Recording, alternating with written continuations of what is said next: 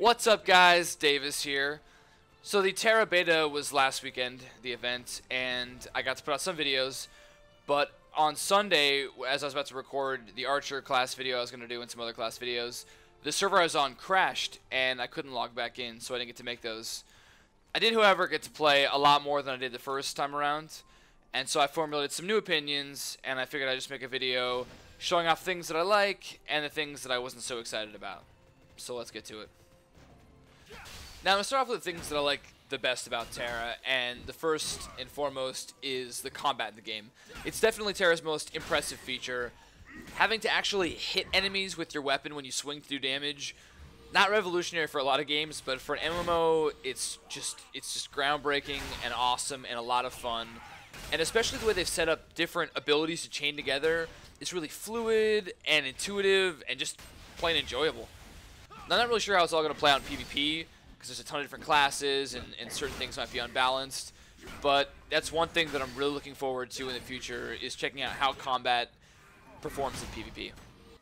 The other part about Tera that I thought was really fantastic is the look of the game. The graphics are amazing. This is seriously, well, at least in my opinion, the sexiest MMO to date. The models are very nicely detailed, as are a lot of the environments, and it ran like silky smooth on my computer. And I also loved how awesome and unique the different races look. You have these crazy demon elves, you got these dragon-looking dude, golem dude, animals. It's all really, really cool.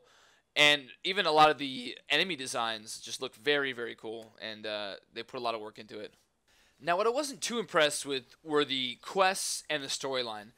I could be a bit biased because I've been playing so much Tor, and Bioware's put such a huge emphasis on those features. But it seems to me like NMAS didn't put a whole lot of effort in. The quests are pretty much your run-of-the-mill kill or collect variety, and the way they're presented make you not really care about why you're doing them in the first place. First of all the quest explanations are done in text, which isn't unusual. It's the way MMOs have been doing it for years. But with games like The Old Republic and The Secret World and Guild Wars 2 coming out, I'd kind of hope that having more voice work in the game would be like the new norm for MMOs. Though maybe the small amount of voice acting is actually a blessing in disguise, because what little there is downright terrible. I'm not sure where they found these voice actors, but let's just say their performances give me hope that I could break into the voice acting business, and that is not a good thing. Another thing that pissed me off is that I noticed that the vast majority of the NPCs in this game are huge assholes. Like, just listen to some of these people. Don't waste my time. If it was important, I'd already be involved. You here for a reason? Clear out of here. It's starting to smell like pigling. It is definitely hard to get excited about doing quests when the people you're doing them for are complete pricks. You might think I'm being a little bit petty for getting worked up over computer characters, but I found that it actually sort of disrupted my enjoyment of the game. Like, imagine every time you turn in a quest, essentially the guy's like, fuck you. It'll piss you off too. Piss me off. And my final concern for the game is how interesting the leveling experience is going to be. So basically, the first leveling zone was awesome. The environments were spectacular, the enemies were like fun to fight, and it culminated in this big badass boss fight against a demon dragon dude. Then you go to the main hub city, which is also huge and impressive, and I got a bunch of cool new abilities, and I was like really excited to continue on. But then when I got to the second zone, which was this giant bland looking forest area, instead of fighting these freakishly cool design demons, I got to collect lumber and fight fairies. It like totally destroyed all my excitement, and I found myself not even bothering to read the quests and just trying to grind through it as fast as I could. And then it was at this point where I started to worry about how fun the leveling experience would actually be.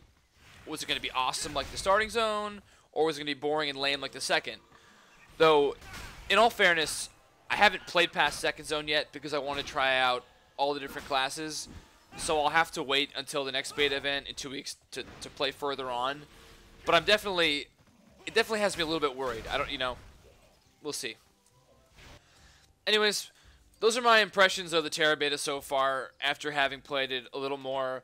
If you guys have any thoughts of the game or thoughts on my opinions, please leave a comment. I'd love to chat with you guys about it. Also, I apologize for not having an MMO news yesterday. The game station just moved, and I don't really have a place to shoot yet, but hopefully it'll all be sorted out by Thursday. So thank you guys for watching. If you want to follow me on Twitter, you can do so at Team Davis or Whoops on tweets. I'm Davis, and I'll see y'all later.